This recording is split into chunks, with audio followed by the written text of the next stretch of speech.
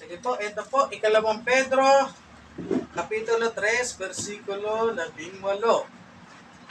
Ito po nakasulat, sa halip, patuloy kayong lumago sa kagandahang loob ng ating Panginoon at tagapagligtas na si Hesukristo at sa pagkakilala sa Kanya.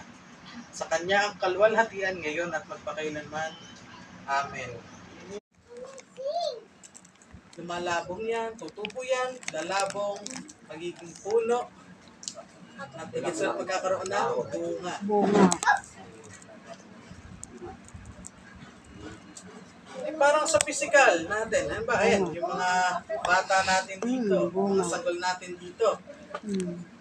Sa tingin ba natin sa mga darating na taon, sa darating na panahon na mananatili silang sanggol?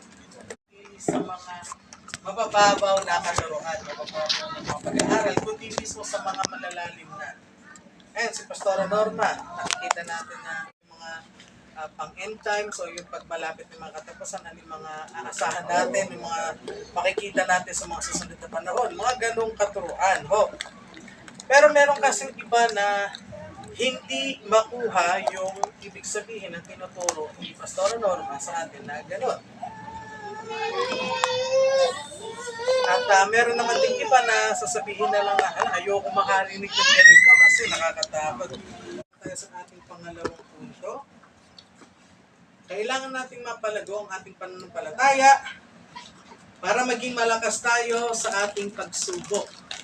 Sa mga bagyo, nakaraan lang din ito.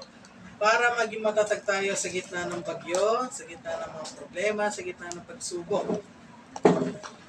Sige, punta po tayo sa Santiago, chapter 1, verses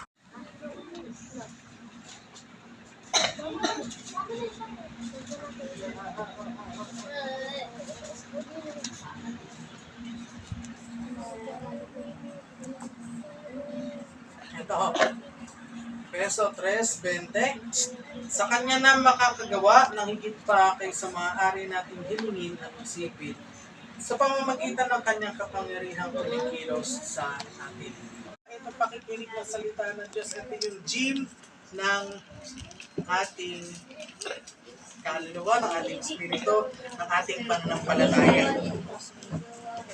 At katulad nga ng isang sanggol, na alam natin na lalaki pagdating ng araw, dapat tayo mga Kristiyano din ay dapat lumago sa spiritual. Ano po?